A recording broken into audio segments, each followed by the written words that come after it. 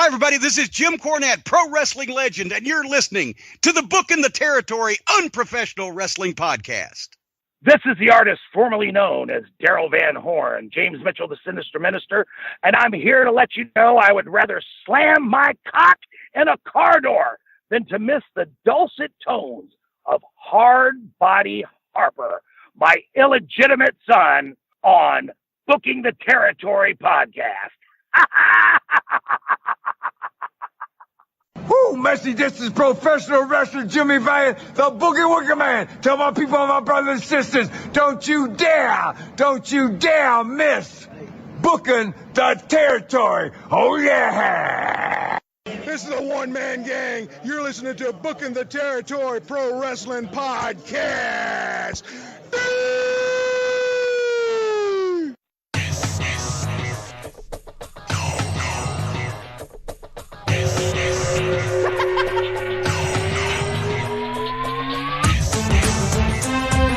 Welcome back, everyone, to this week's episode of Booking the Territory, the Unprofessional Wrestling Podcast, where today we are covering part 2 of WCW Starrcade 1991 Battle Bowl, the Lethal Lottery.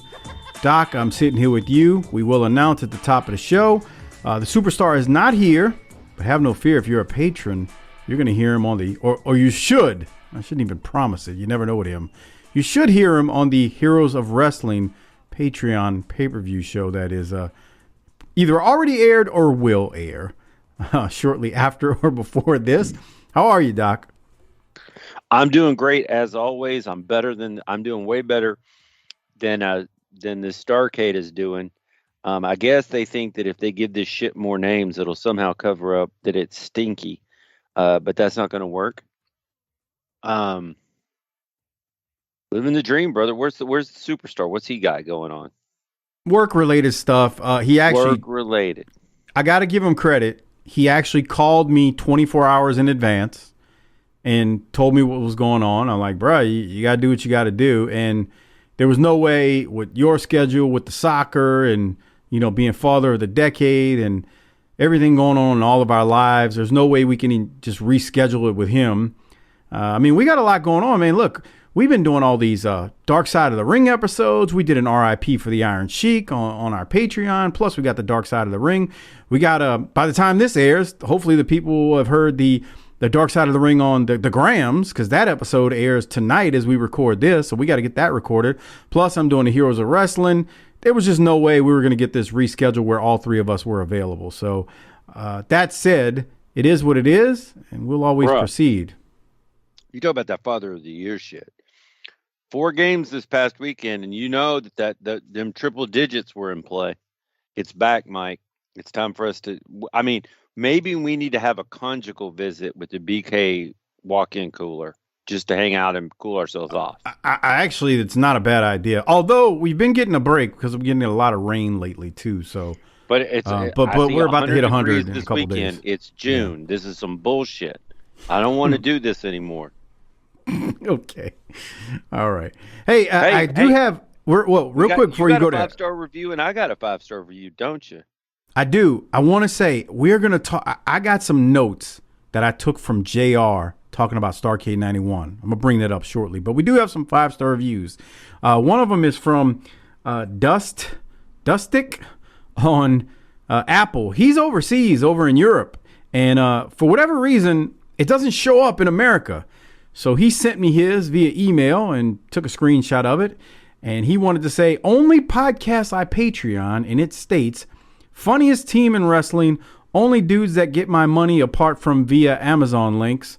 That link's been dead for quite some time, but we'll give you a pass, Dustick. Doc is a heel and needs to be stretched. Oh, yeah, I can see that. Smoky Mountain awesomeness in the earlier episodes. Doc is actually a black guy called Shaquille, but his PhD is real. Mike is the Cooking with Henny guy from YouTube. Harper is a real wrestler. He's actually Batista's dollar store cousin, Lil Batista, as seen on Tiger King. Wow. I don't know if Harper would like that too much. But I don't know. This boy's talking tough from the other side of the pond. You know what I'm saying? I believe he's in Poland, for the record. Just wanted to put that out there. Well, we stand with our Polish friends as they stand up to Russian aggression. There you go. Oh, thank you, Dustin. I was just talking about appreciate Nikolai you. Volkov. I don't know what you meant. Okay. Thank you, sir. I appreciate the 5-star review. Appreciate you being a Patreon member and a longtime listener of this show. Doc, you got a 5-star review too on Apple. This one on this side of the pond. Somebody who doesn't live too far from either one of us, but go ahead. Well, far enough, and that's why we have a gate out front to. Okay, nobody needs to hear about your moat. We're here for the 5-star review. Electric eels, bro. Well, Mikey and DFW, and it's good when these guys who grandstand a lot like they're big shots in the BTT world put their money where their mouth is and help out the show for a change. BTT shows you how it's done between Harper's wildlife escapades, Doc working the marks into a shoot, and Mike working stiff on property taxes and landscaping. This trio gets more tang than Ricky Morton and Stan Lane in 1987. These industry insiders covered the events right down the middle while hilariously calling it in the ring. And have you checked out the Patreon content? Well worth the investment. It's all a work, brother, except for this show. BTT is a shoot. Now that's how you write a review. And do you notice? Like, I have a feeling we have like one of the highest percentages in the industry of people who don't patron anybody else but us. Single source patrons is what I feel like we have a whole bunch of. Yeah, I think you're onto something when you say that. And we don't take that for granted. We understand that there's a lot of free content out there, that there's a lot of jabronis in the podcasting world. And for somebody to come out of pocket and pay for things, we try to make it worth everybody's while. I mean, I can't wait to hear this Heroes of Wrestling. Harper's going to have a fucking fit. Well, it's funny you say that because last night when he called me and I was like, look, it's 2.5 hours. I said, Harper, I know you long enough to know. Jesus. I don't know if you're going to watch the whole thing, but if you do anything, watch the last hour because that's the Jake stuff. That's when it starts to fall apart horribly. Yeah, I'm like, dude, you gotta watch that shit. And he said he was, so that's that. Hey, you missed one thing on Mikey's 5-star review. The title of it, I know it got cut off on yours. I can see it on mine. It says, BTT shows you how the cow eats the cabbage. R.I.P. Tracy Smothers, because that's his. That's right. I didn't have that. So how the cow eats the cabbage. All right. But yeah, Doc, so we talked about Patreon. Hey, do me a favor. Consider becoming a patron. tinyurl.com/PatreonBTT.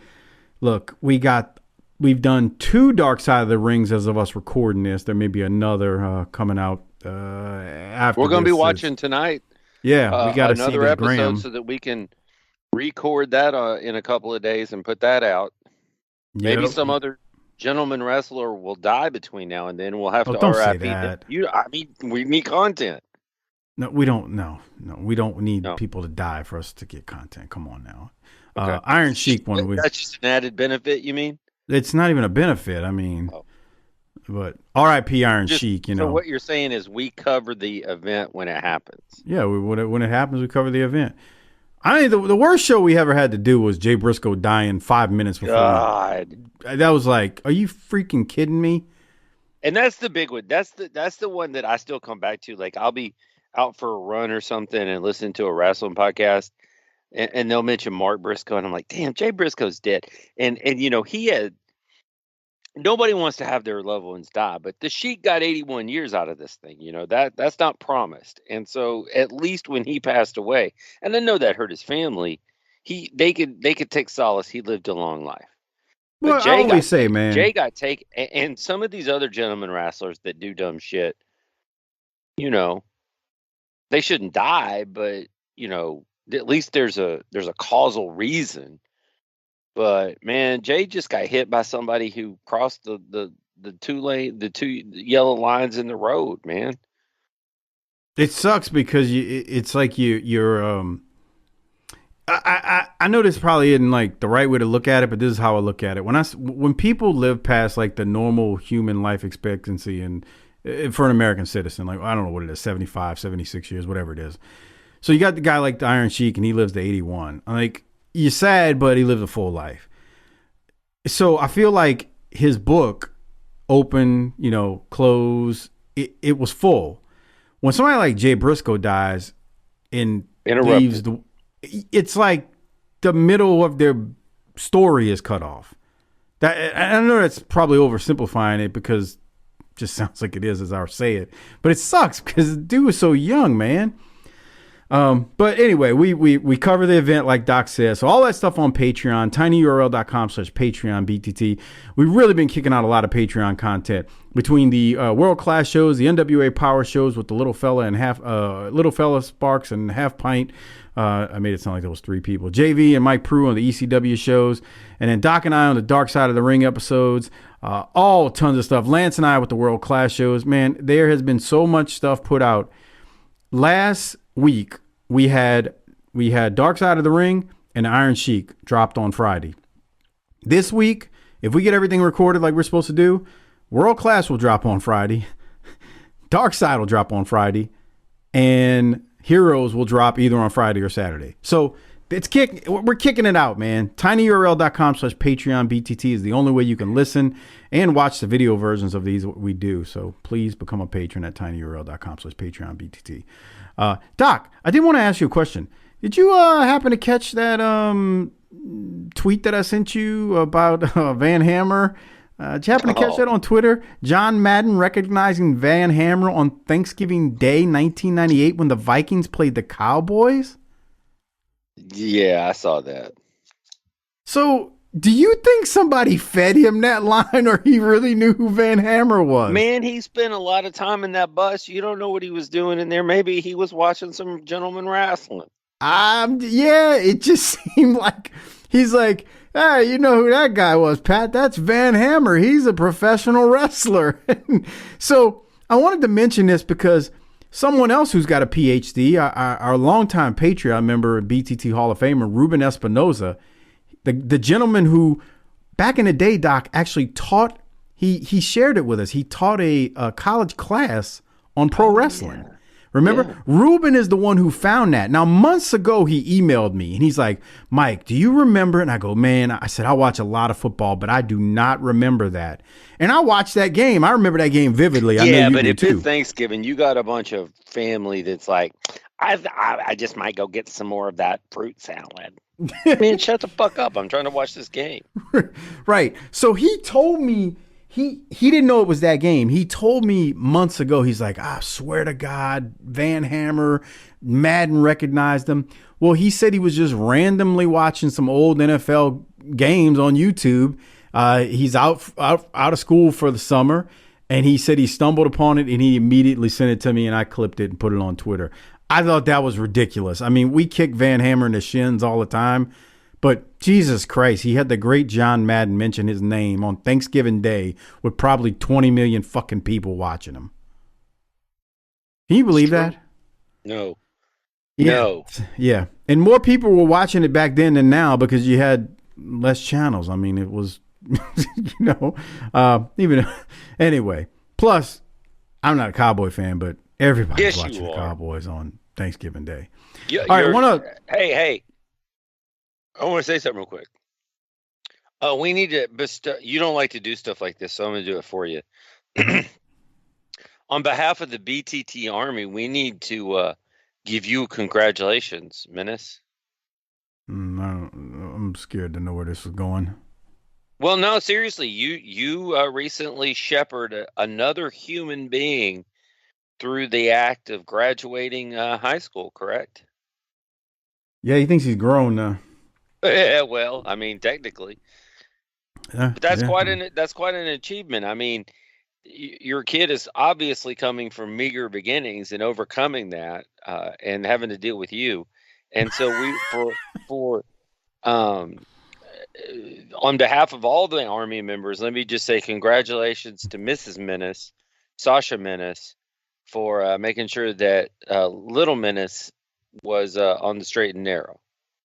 Sure. I had no part in it, right? I got you. You were too busy putting out all this patron content. Okay. When you're building a podcast empire, you can't parent as well. I don't know, man. Plenty of nights when I don't sleep much when I'm doing a whole bunch of stuff. Did you cry at the graduation ceremony? No. She did, but it was just, man, the years fly by, man. I don't know how else to say it, dude. They evaporated on you. One day they're 1 and the next day they're 18. Well, speaking of years passing by, this is the last recording for the year 1991 that we will do. Next week, we will start the year 1992. We will. I would say that with no further ado, we need to get to the business at hand and finish this bullshit up. I need to shout out one person. One last thing before we get into the main show.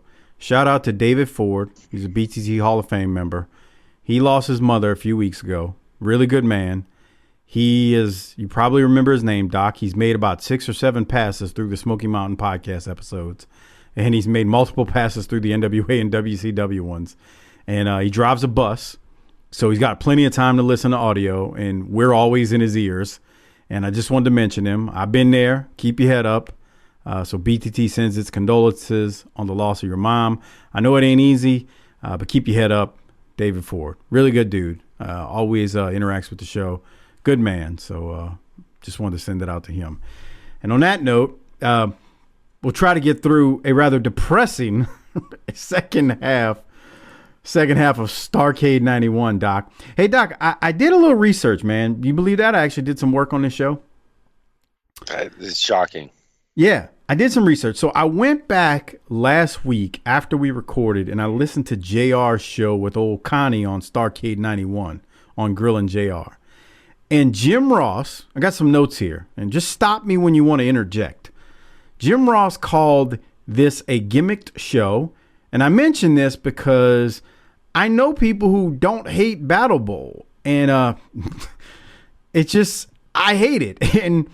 And I know people from our listeners, some of them, and say, man, y'all kind of be a little too hard on this thing. But Jim Ross himself was not impressed with this. So he said that. Also, on the topic of Van Hammer being pushed at this time, he says, we were throwing stuff up against the wall and seeing what could stick.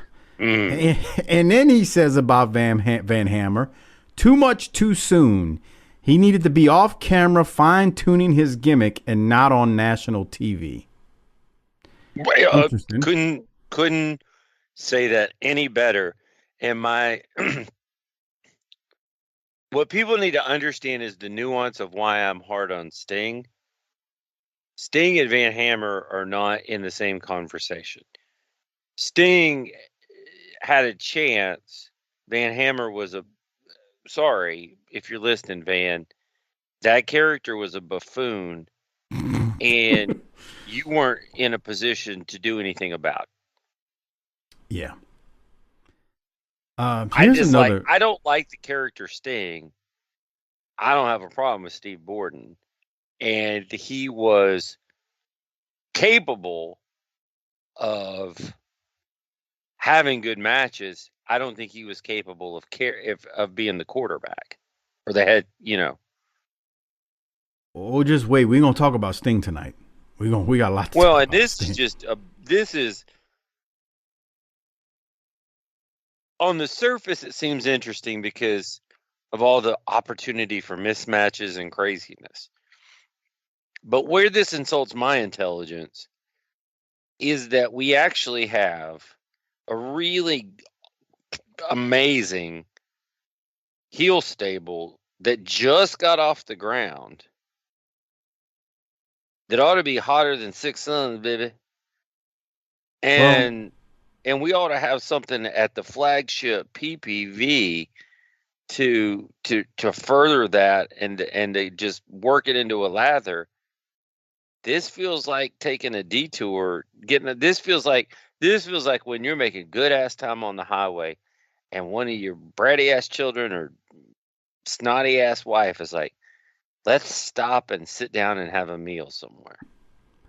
Well, speaking of putting the brakes on things, Jim Ross had a few other things to say. I got a couple more bullet points here. He says, it's kind of hard to get someone to pay for a pay-per-view when they don't actually know what they're going to see. Ding, ding. Then he says, 2 more points. He didn't 100% commit to it, but he said, I think this was Dusty Rhodes' idea. So while you and I and Harper last week were kind of kicking herd in the shins, JR kind of puts this on Dusty. So, even good minds have bad ideas sometimes. And then the last thing of note. They aren't all winners. Nah, it's part of it. The last thing of note. So him and Conrad, they're running through the matches, just real quick when they're reviewing it. They actually spent more time going over the background of stuff than he did actually the matches. Jim Ross says it without directly. He's like, these matches are just meh. I mean, you could just tell he's just mailing it in. And then he had his last note about the Elegante match. He was being too nice, but he goes, they put Elegante in that match because the other 3 guys could hide him. It just, JR, he comes across as a curmudgeon sometimes, I think, but I really felt his pain talking about this show again after all these years, because it just wasn't what it was as we now get into this thing. So any other thoughts on JR's points before we jump into it? I like the way JR, I listen to JR's podcast most of the time. I can't do that 2000 to 2010 pay-per-view review. I don't give a shit. But when he goes back and talks about WCW, first of all, he's pretty honest about what he remembers and what he doesn't, because the shit was a long time ago and he's an old man. Yeah.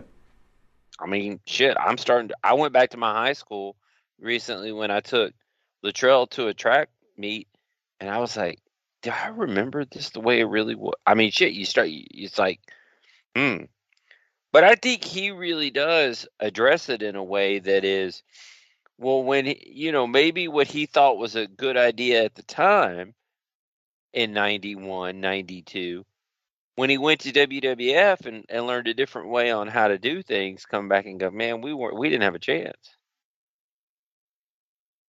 Yeah. And my whole indictment of all of this that will be carried out in the final grade is there's a fuckload of talent on this pay-per-view that's just put in wrong positions. Wrong position or no position whatsoever. Right, exactly. Which is, the opposite of that is, is love and hate and apathy. Yeah. All right, so we'll get into it now. Now, remember, we've covered several matches so far, so I want to remind everyone. Bagwell and Garvin, Austin and Rude, Kazmaier and Liger, Dustin and Morton, Luger and Arn, Steamboat and Champion have all moved on to Battle Bowl. So we got 12 slots filled. We still got 8 more to go. Just hearing that again, Kazmaier and Liger is like, what the piss are we doing? That's, we talked about that last week, though.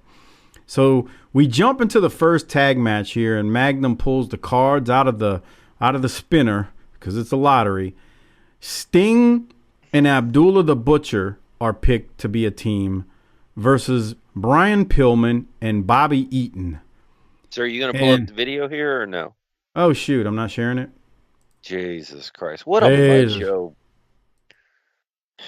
You know what's funny? The listeners can see it because I got the video version open. You can't. Well, I don't give a shit. I got timestamps. Whatever. I mean, fuck it. Let's just hit the tagline. All right. So Sting and Abdullah are tagging. Well, Abdullah says the hell with this tag team shit. He's got his witch Dr. Kane, and he immediately walks out as Sting is on the ring apron, and he just starts beating the shit out of Sting. He's like, fuck it, I'm going to beat Sting's ass. But Pillman hits the ring or the ramp, and he starts beating Abdullah with the cane. And it feels like this is almost one of the most, what'd you say? He hit him in the neck right there on that first one. Yeah, he's whacking him pretty good. He's teeing off on Abdullah with that bat, man. He's beating his ass. And it froze up on my end. I don't know why. Oh, there it is. It's going now. So, Doc, What do you have from this thing? I actually think this matchup is kind of interesting because Abdullah came out of the box to get Sting, and so this is the kind of wackiness that can happen in Battle Bowl, I guess.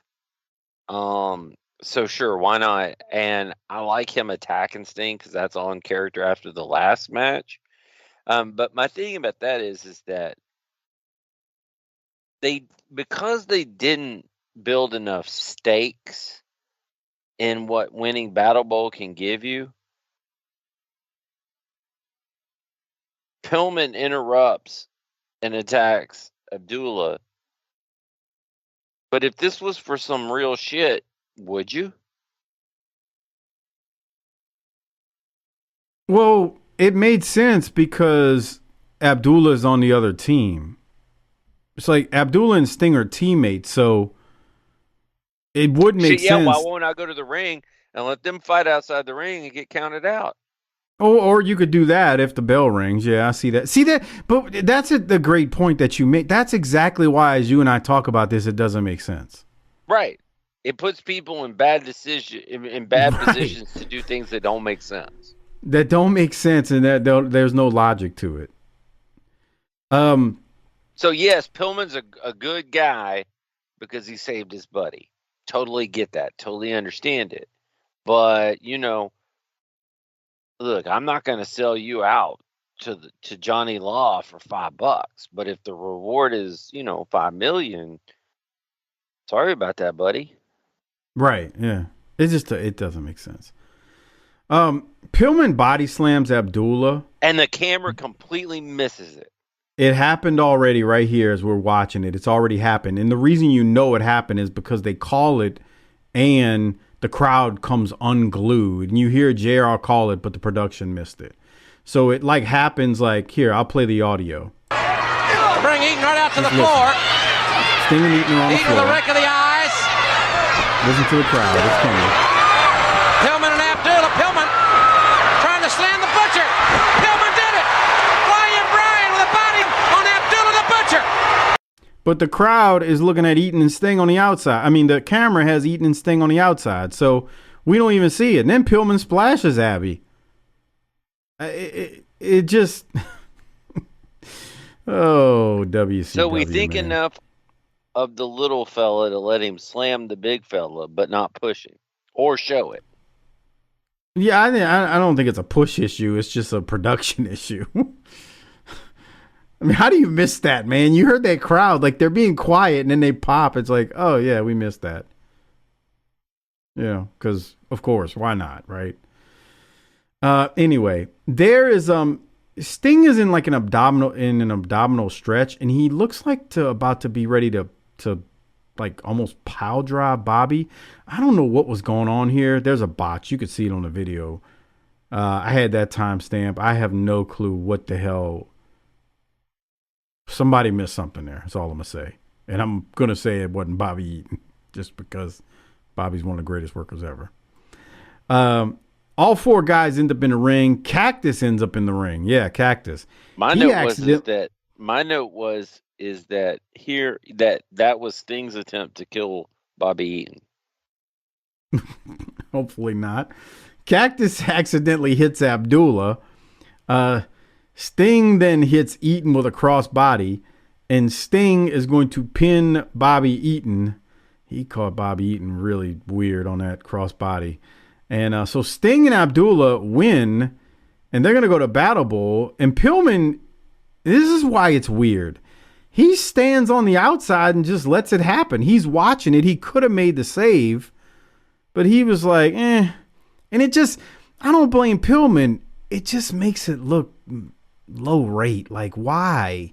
And I'm sorry, because we're repeating ourselves from last week, but it's, why, Doc? Bro, I don't remember a damn thing we said last week, so it's all new to me. It's the same shit. Shit. That's not my fault. All I'm doing is calling the action. If it's the same shit, then it's their fault. Now look at these assholes. Wait, I had a note. Abdullah and Cactus are fighting up the ramp, and Cactus falls off the ramp. Watch Abdullah as he gets down off the ramp. He just took a butt bump to get Big look at roly Rip poly. Rogers there on the security detail. And Joey Max is down there too. Oh my God, I can't with this. All right, well, let's keep moving. Anything else before we go along? These two clowning it up and fighting is probably Entertaining. some kind of tie just got grabbed by Mick.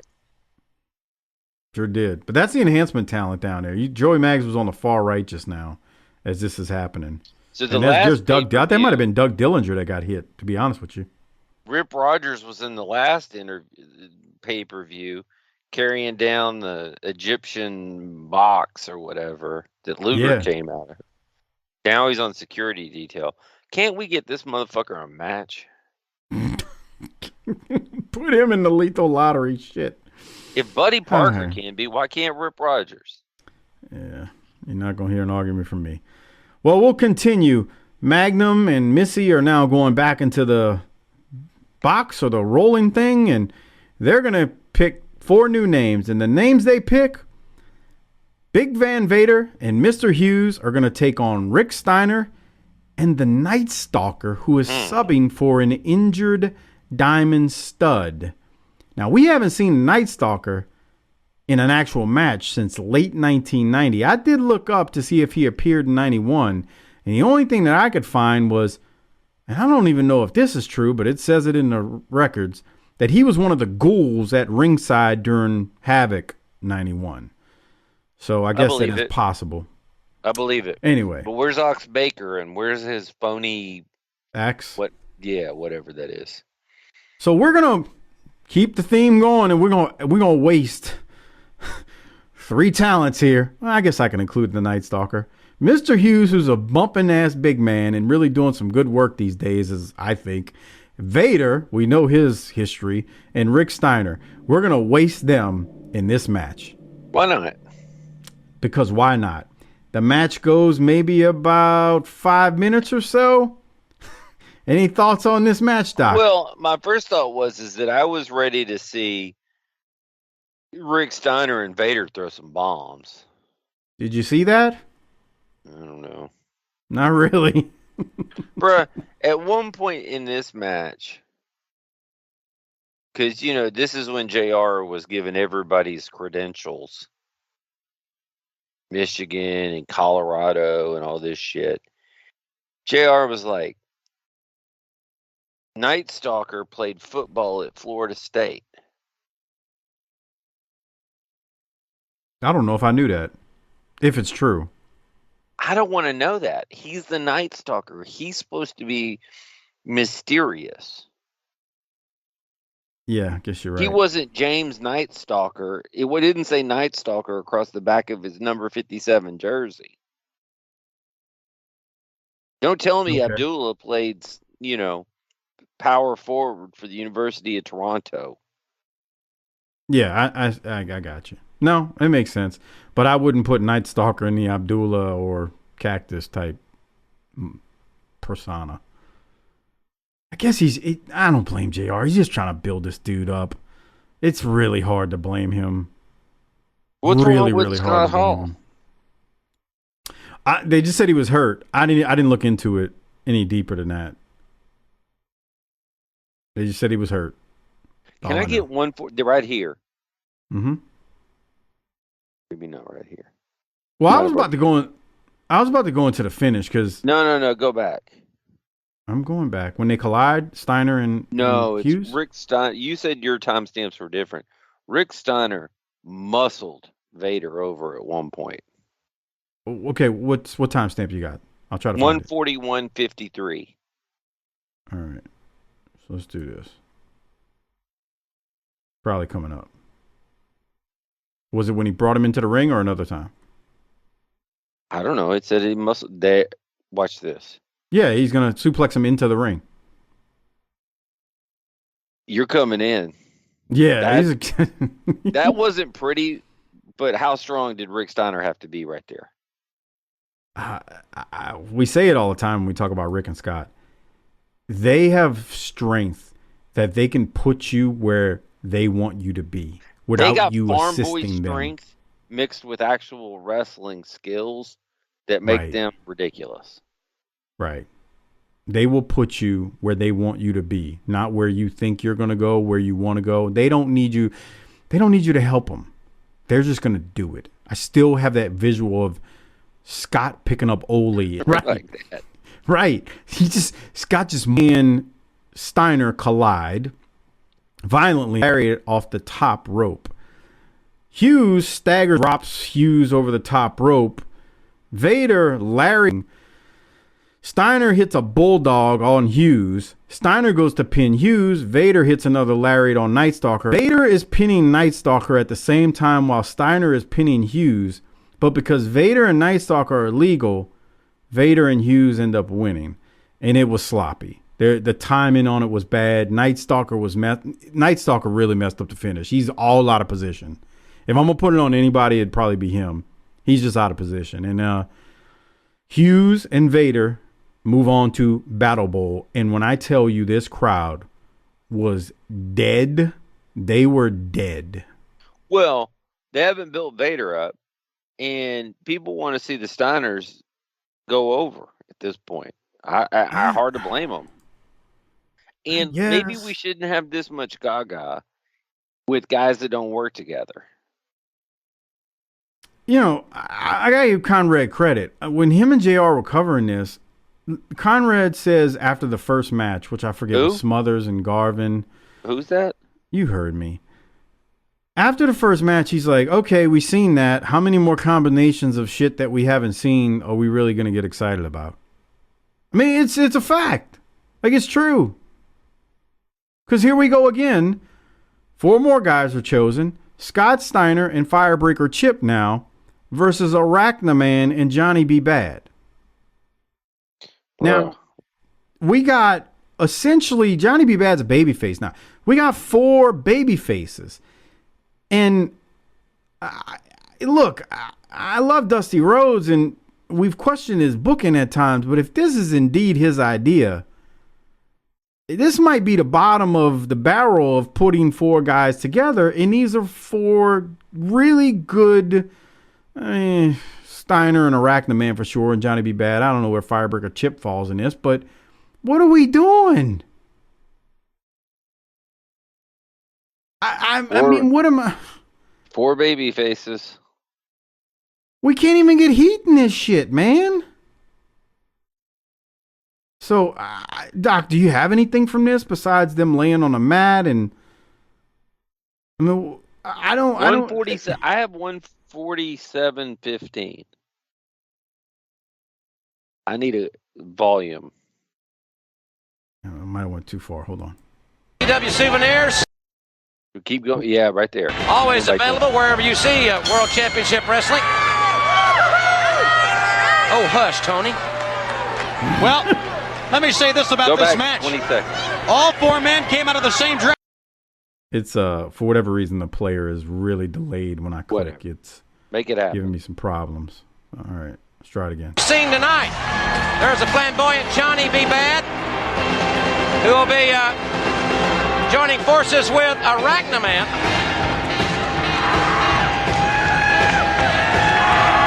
Big crowd on hand. Casey Compton, Director of Merchandising, doing well tonight. A lot of fans wearing Starrcade shirts. WCW Souvenirs. Always available wherever you see World Championship Wrestling. Oh, hush, Tony. Well, let me say this about this match. All 4 men came out of the same dressing room. Still listening? Johnny B. Bad, We had a director of merchandise that he mentioned. What about him? I thought we didn't do any merchandising until Bischoff showed up. You like to. Well, Bischoff is here, but you really like to keep bringing that up. Can you explain to the people? Bischoff likes to take credit, as do all. It's not just Bischoff. He's an easy target. All these guys like to talk about what they built. Mm-hmm. Okay. You built it all with your bare hands from scratch. I mean, I just think you have to give the background. Like, you listen to Bischoff a lot over the years, and you've heard Bischoff say, you know, I can hear him saying it because I've heard him say it a few times. WCW before I got there, they didn't do merch, and I'm like, maybe they weren't really good at merch, but there was merch before you arrived. Now, if you want to have a discussion about how profitable the merch was and did the guys get paid off the merch, that's another story. But there was merch. Like, there was merch in '86. I've seen the friggin' T-shirts. I've seen the commercials for the T-shirts. Well, there was Horseman vitamins before you, Bischoff. They didn't make money off of them. And Arn has even said, I don't know what was in those vitamins, and I never saw $1 off of it. But there was merch. Man, he also will tell you that the NWO was better than the Horsemen because he believes that. I don't even get mad at him for that because he just doesn't know what he doesn't know. Right. You and I have the benefit of having experienced both of those things. One in the 80s and another in the 90s. And we saw them both at their height. The NWO and the Horsemen. And I'm sorry. The business popped with the Monday Night Wars, but you can't compare the NWO to the Horsemen. Okay, we don't need to go down that rabbit trail. Was a force of nature. Did you notice that Johnny B. Bad's wearing rouge? I didn't, but yeah. I mean, he's always got makeup on though. Yeah, I know. Is that a rib on wrestlers? Is what a rib on wrestlers? Having to wear makeup like that. It could have been a rib, but I just think Dusty was like, "Yeah, boy, look like he looks like what's his name?" So we gonna put some makeup on him. I mean, I got a question for you as we start to sniff on 1992. How much longer we got to put up with the Peanut Spider? I don't think this goes on too much longer because it's going to end rather quickly. What is he going to be next? I think he's Brad Armstrong next. What a fresh idea. Yeah. Boy, you want to talk about a guy that they just treated wrong, man. We've litigated that, though. He got every bad gimmick. Goddamn Candyman, as Tony Schiavone used to say. Goddamn Candyman. Goddamn Candyman. Yeah, buddy. Yeah. All right, Doc. I'm going to go to the finish of this thing if you don't have anything else. I have no idea what happened because it's been a while since I've seen it, but I did write down that it was a good finish. Yeah, so watch it. Here it comes. Arachnaman is running the ropes, and Scott Steiner just levels him with a lariat, and he bumps as only he can. Arachnaman then tilt the world slam, takes it beautifully. Johnny B. Bad with a slam. The crowd is enjoying it. Give Scott credit. He's firing him up because he knows how to freaking work. Arachnaman kicks Scott in the head. Arachnaman goes to the top rope. Scott Steiner catches him overhead belly to belly. 1, 2, 3. Beautiful. Look at the crowd and how they reacted to this versus that last terrible finish. That's right. So Scott Steiner and Firebreaker Chip move on. See, I would have booked something where Rick and Scott were on different sides, and they just sort of like beat the crap out of each other like brothers would do. Not because we're mad, just like we used to in the backyard. Slamboree 96? I think at Slamboree 96, they did something like that. They were still doing Slamboree in 96? Jeez. I think it was I was there because it was in Baton Rouge. Made the big drive in? Yeah, I went with a bunch of... Did you get trans? No. I went with a bunch of dudes. I'm sure you did. Took a ride up there. I think it was Slamboree 96. I think so. And yeah, they did something like that where they were on opposite teams. Let's continue, though. The next match, we get some names picked, and it is Ron Simmons and Thomas Rich versus Steve Armstrong and PN News. This is Simmons' first match since Halloween Havoc. JR mentions he broke his wrist and it's his first match back. Rich and Simmons seem to argue a little, trying to figure out who's going to start this.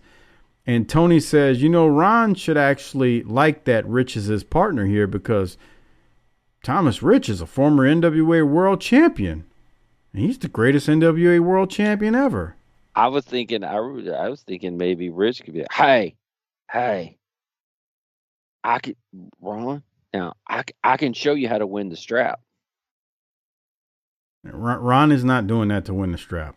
I'm sorry. Just either Stop. you pull down your bridge or have him pull down his, and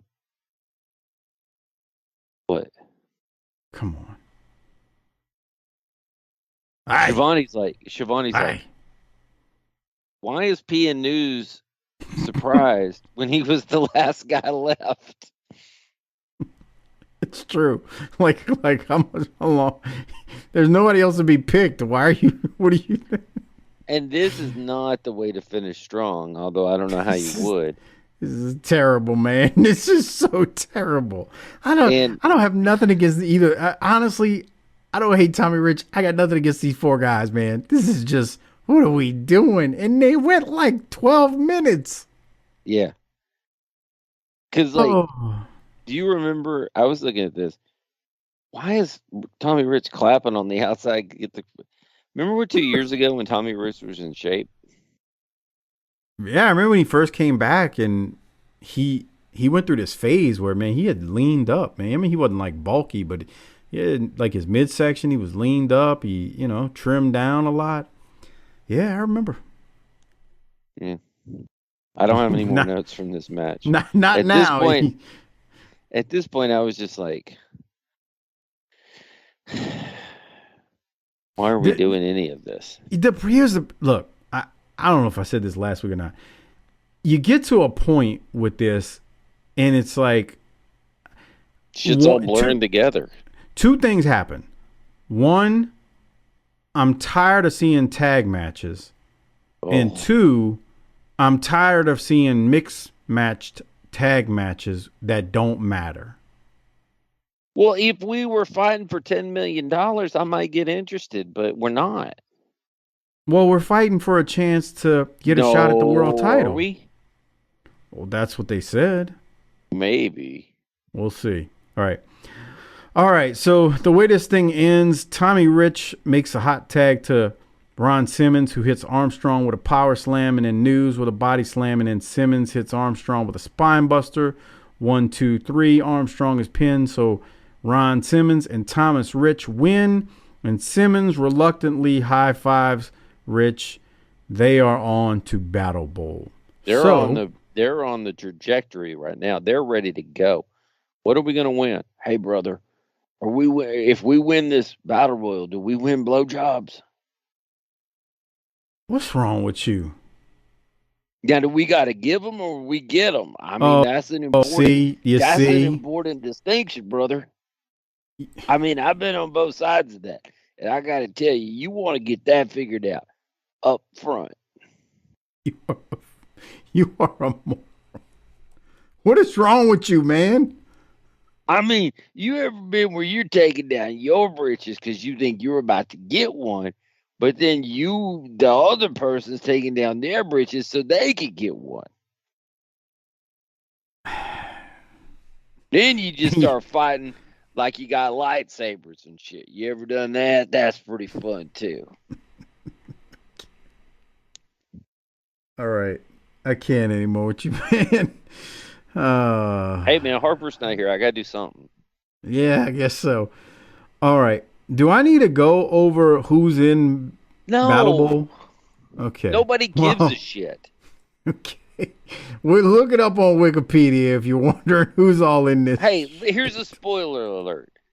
There's 20 motherfuckers in this thing, and Sting's one of them. Who do you think's going to win? All right. So here's Battle Bowl. Remember, this is the part that Harper was having a hard time understanding yesterday. All men start in one ring. Last week is what I mean. So everybody starts in one ring. You get eliminated by being thrown over the top rope, just like in most battle royals, but there's a big difference. The difference is in this one, you are in one ring. You get thrown to ring 2. So you start in ring 1, you get thrown to ring 2. And then from ring 2, you are thrown over the top rope. And boy, that triggered Hard Body Harper last week. Mm-hmm. As he turned into Deep State Harper on us again. This is terribly overbooked. So for reasons that don't matter. I want to say this. They make the intros and Sting comes out last. And Doc, you can bury Sting all you want. Okay. He gets a reaction every time from the people. Every time. And it was no different here. When he came out, they were ready. Okay. Now, I kind of equate the way they do this to like a double elimination tournament. Do you look at it kind of like that? I don't even get that much thought about it. All I'm saying is these are the 20 guys that we're thinking. As they're walking down that aisle, these 20 guys are thinking those 20 guys are in the back already getting their drink on, and I got to go wrestle in this bullshit battle royal. You get paid the same amount for working twice. Right. And so by the time I get back, those sons of bitches are going to have drained the cooler, and there ain't going to be nothing left, and we got to take a shower, and then we got to find a place to go buy some beer. And they're all going to be drunk, and I'm not. And that's bullshit. Let me ask you a question. Yeah. If Robert Fuller was a wrestler during this time period in WCW, and I know he's not, I'm just saying if, and they told Robert Fuller, yeah, we got to get you to work twice tonight. Ooh, you're going to go over in the tag. On. Okay, I thought you were. That was too much work for this here job. All right, I was waiting on one more thing. He's in the back when they give him the orders, and he says, "That's too much work for this job." As he opened up his beer cooler and pulled out a Coors Yellow Belly, to suck on down, right? Well, and I would have loved to see one of these gentlemen wrestlers, like a Tommy Rich, as soon as they ring the bell, just do a dive over the rope into the second ring. Like, why not? Like, he was just in a match. Why not have Tommy Rich just dive over there and rest? Well, it's ironic you say that, and I totally agree. Why not just be the first one into ring 2? Because you can get a rest. And I'll be honest with you, the guys didn't know the rules to this match either, because they were throwing motherfuckers over the top to the ramp. They sure were. So they didn't know. They sure were. Well, you bring up the next point. So if you look at the video version, if you're on Patreon, Tommy Rich is the first person to go into ring 2. The other 19 guys are in ring 1. And then I started going, so hold on. Tommy Rich's reward for being the first guy into ring 2 is, well, I can just sit down and get my rest and catch my breath. He's literally waiting for someone else to hit ring 2. So the logic of ring 2 kind of doesn't make sense either. Hey. It didn't. I mean, either. It just never did. I'm going to come over here and catch my breaths. I got a little winded with all this activity, and I need to catch my breaths. I didn't time it, Doc, but it's a while he's the only person in ring 2. Now, while nothing is happening in ring 1. Wrestler, something he would do, right? It's like 2 minutes, 2.5. It might have been about a minute, but because Bagwell finally gets dumped and now he's in there with Bagwell. But this just, I can't. Hey, young blood. Did I hear right that your mom shaves your back bald? I didn't have Doc imitating Tommy Rich on my bingo card tonight. I'm just throwing anything. I'm treating this Like they're throwing shit up against the wall. Throwing shit against the wall. If something sticks, that'll be great. All right. Well, how about I hit this fast forward button on this to get us to some exciting stuff here. So, right. Well, around 229, Morton no-sold Liger. They got over there and started getting into it. And Morton just, like, right here when they're going at it, he started no-selling him. And then got themselves eliminated. Yeah, he's getting up. Well, he scooted over to take the move. You talking about how he got up from that splash? Yeah. And Liger hits the. Here it comes. I'm going to get right back back up. Again. Okay. I don't blame Morton. That was. You can tell they playing this in the back. And that Morton's just getting up, doing what Liger wants to do. Because they're both going too quick. Okay. And Morton, it felt like Morton wasn't used to that style. Right. That whole sequence right there was called in the back. They're like, all right, we're gonna end up in ring 2, and here's what we're gonna do to give some excitement. That's exactly what that was. Because that was weird for the untrained eye. But I'm glad that we have somebody who's so steeped in the industry that you could tell us what just happened there. You could just tell, man. Because you generally ain't planning something like that in a battle royal, bro. And they straight up playing that shit. You could see it. Hey, brother. Too quick. I hope you don't start talking that Japanese shit because I don't understand it. But hey, here's the deal, brother. This is your big debut, and it kind of sucks how they debuted you here. So I'm gonna try to help you out and get you over here. That's exactly what seemed like happened. Here's what we're gonna do.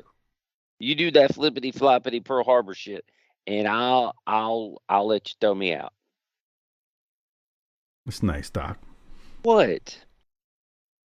And does he get a shot at his own belt? Repeat that, because it looked like the recording paused just now. What'd you say? If Luger wins, does he get a shot at his own title? Do you just nailed broken logic in this thing, man? So if this is for a title shot, why was Luger in it to begin with?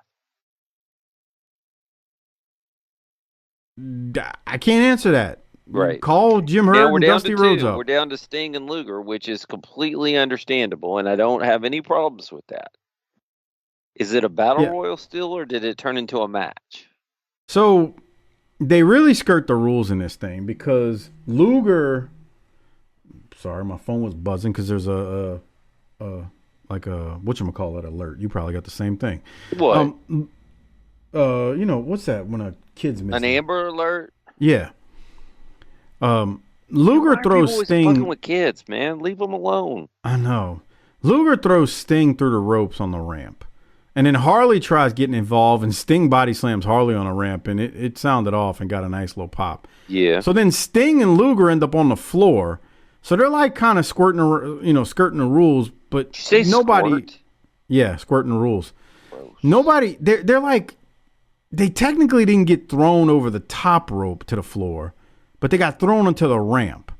So it's like, it's all over the place with the booking. And then they eventually fight back into the ring, and Sting is going to sit Luger on the corner, and he punts him a few times like he's the Dallas Cowboys punter. It's great. Like, the crowd is actually into it, man. So the crowd was into this. Yeah. They're idiots, but whatever. They were into this. I will not lie to you and deny. Look at that. Dude, they love Sting, man. I'm telling you. These people love Sting. Well, then let's do something with that. Well, he's already been a world champion, and maybe they are doing something with him. You ever thought of that? Right. Okay. Yeah, it's true. No. But, so, eventually, after Sting, works over Luger, he ends up going for the Stinger Splash, and he misses Luger. But I want to show these punts real quick. So, here's Luger in the corner, and he's punting him. And Luger's selling it, man. Harley's in the ring. Harley gets bumped again. I got to give Harley credit at his age, man. He's bumping all over the place tonight for Sting. He really is. Oh, man. He's almost like Ron Wright, except not in a wheelchair right now. Sting misses a Stinger Splash, so he's hanging over the rope, but he's not hanging over where he can go out. He's hanging where he would fall on the ring apron of the two rings. Did you notice they're now back in ring 1 and not in ring 2? That's the other part I wanted to mention. What are we doing, man? I'm asking, Doc, what are we doing? Hard to say. Luger throws Sting out, and Here's the thing. Sting, If we're going to push Sting, then there's so many better ways to do this. Luger throws Sting. He thinks Sting is gone, but Sting catches himself and comes back in and hulks up. And this is pissing Doc off, I already can tell. Sting hits Luger with a leg drop on the back and then hits Luger with the clothesline. Luger is hanging on, but Sting is going to push him over the top rope. Sting is the winner of Battle Bowl, and the pyro goes off, and the people go wild.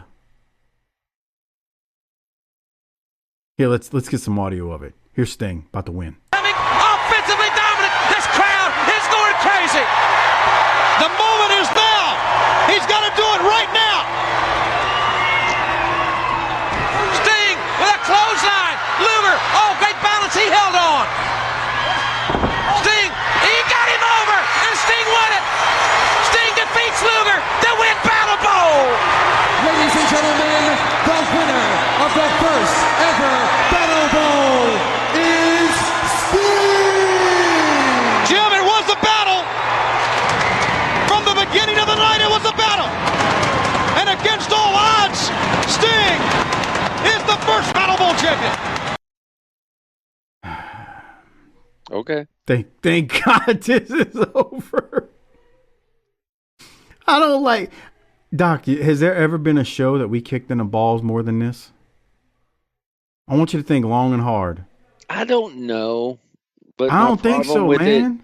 My problem with it is that this roster is stacked, and this is what they chose to do with it. It's a problem, bro. And I It's don't a care if real it was problem. Dusty. I don't care if it was Hurd. I don't care if Flair was booking this from the WWF. It wasn't good. Nah, it's bad, bro. It was And bad. it was there was no heat. It was sterile, and this is supposed to be Starrcade. Guess we'll just kill Starrcade. Okay. 2 out of the last 3 years, we've just completely fucked it off. Okay. This is worse than 89. It was. Yeah, it's worse than that. And they have And more now you- talent, or just as much. If you look back, you look at that year, you're like, oh, that was bad. They did the Muda and Doom, but man, you look back and you go, well, that wasn't that bad compared to this. Nope. I'm right there with you. Like, you look back and go, well, I maybe shouldn't have complained in '89. But we should have kept our fucking mouth shut back then. Did you ever think about that? Maybe you should have just kept your fucking mouth shut back then. Well, here's the thing. You and I here's had my this thing. discussion. Don't rate something low because it can always get worse. Well, I was about to say that, boy. You know, we complain about a lot of stuff. And in life, we all complain about things. But here's the thing. Just know it can always be worse. Remember when we were complaining about being tired of Dusty's booking before he got let go? And man, Jim Hurd comes along. Well, it wasn't just Jim Hurd first, but you know, we had some bookers in between. Where's Kip Fry? He'll save us. Yeah, January 8th or whatever it is. K. Allen Fry, sir. Oh, I'm sorry. Yeah. But this was not good, man. This is poo-poo. Man, I mean, we have covered some shows in our years of doing this show. And we've been like, it was all right. You know, we've complained. This was. But even on a Saturday night where we're like, man, this gets a D. It was a Saturday night. It was on cable, but that's essentially free TV, not a pay-per-view. This is a pay-per-view. This is your premier event. And this is what you rolled out to your fans. Not good. So I'm going to say this. Become a patron. tinyurl.com/PatreonBTT. You can listen to all of our 400 plus Patreon shows along with the video versions of these things. You can see what Doc and I were talking about tonight. Not only as you listen, but you can see what we reviewed. And it greatly helps the show. And on that note, man, watch it. When you watch it, you're going to see we weren't lying about a fucking thing. No, we weren't lying. On that note, Doc, it's time to rate it. Hand out the Toot Toot Award. I mean, what are you rating this thing, man? Because we just said that you can always get worse. I feel like I need to give myself some wiggle room on that. So I'm going to say a D-. Yeah, I got to agree with you. D-. For sure. So then, who gets your Toot Toot Award?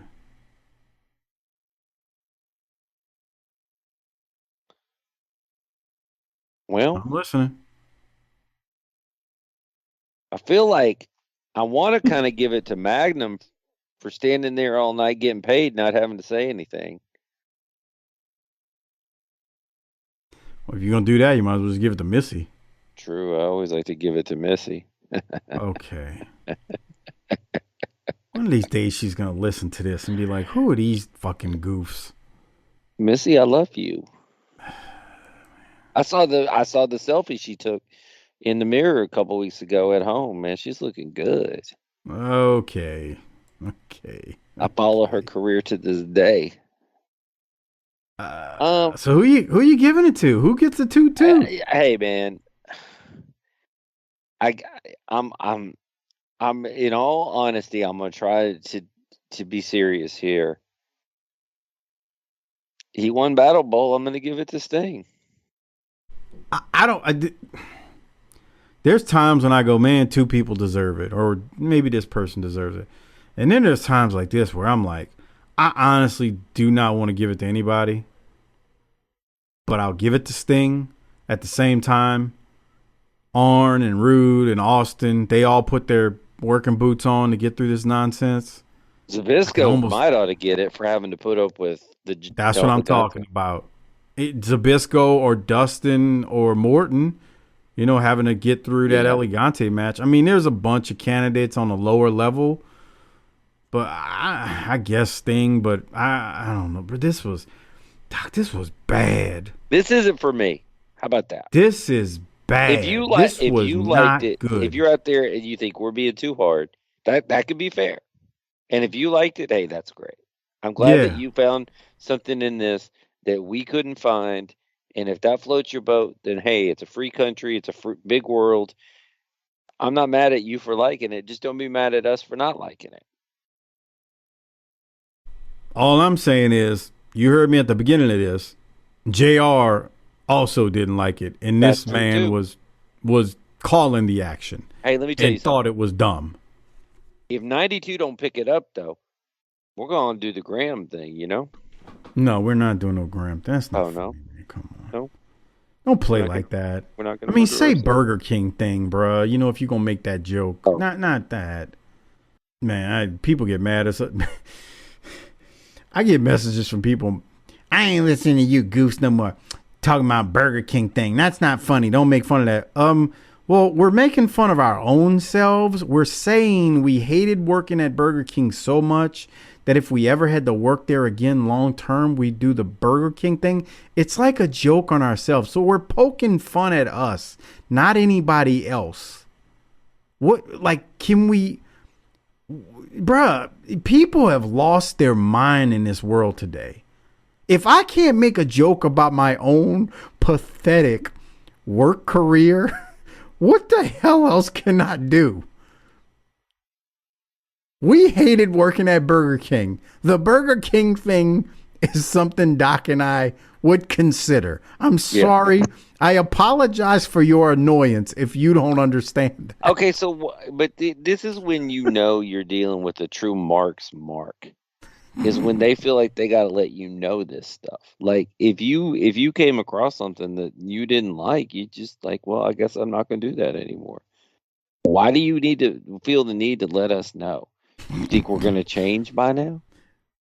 Bruh, there's times when I will listen back to something and go, God, that really did sound bad. Maybe we shouldn't have said that.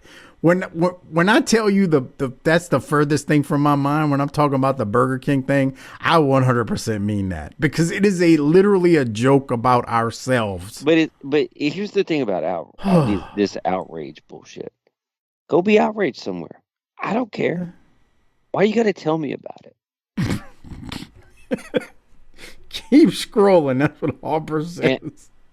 That's my promo for this week. I got to tell you, if I had to deal with whatever on the denominator side, whatever it's of the correspondence bullshit that you hear and see, this show would have been over years ago. Jesus, that's not good. Do you think I have the appetite to put up with that? Yeah. Because you know me, I'm not going to no-sell it. I'm not going to... I would just be like, I can't deal with this. If these people hate us this much, we can just not do it. I remember that time somebody got mad because you were talking about... This is when we first started Smoky Mountain Wrestling, and you said, Mike, I didn't think when we start the Smoky Mountain show, we were literally going to set the Smoky Mountains on fire. And that particular week, there really was a fire in the Smoky Mountains. And there were people who, I guess, lost their homes. And there were people that reached out to me like, you no good, insensitive pricks. And I was like, we were talking about Smoky Mountain Wrestling being hot. Nobody was making fun of people losing their homes. So here's the thing. It's insensitive. But why didn't they, if they're so worried about it, did they lift a finger to start a GoFundMe for these people? They ain't contributing to nothing positive either. They just want to argue and bitch. Everybody just wants somebody they can argue and bitch to. And guess what? I'm not your Huckleberry on that. I ain't got it. I got a wife, I got a job, and I got 2 kids. I'm up to my eyeballs in requests and feedback. I remember that was the episode where it was like a couple people like, get rid of Doc or I'm not listening no more. Well, Doc's still here. Doc is prepared and punctual. What do you want? Doc is here. I don't know what you want me to say. We were just having fun on the show. And here's the thing, that was during my heel turn. So what was I supposed to do? Heel turn. Y'all hear him? Anyway, I love all the people who don't get worked into a shoot. I appreciate we love y'all you guys. That's why we do this, is so we can get on here and bullshit and cut up and talk about shit and chop it up. And sometimes we agree, sometimes we don't agree. Probably somebody out there liked this pay-per-view, man. Like I said, I'm happy that you liked it. Chris Zoncha loves it. I can tell you that right now. He's a valuable guy. You watched this and you heard maybe something different than you think.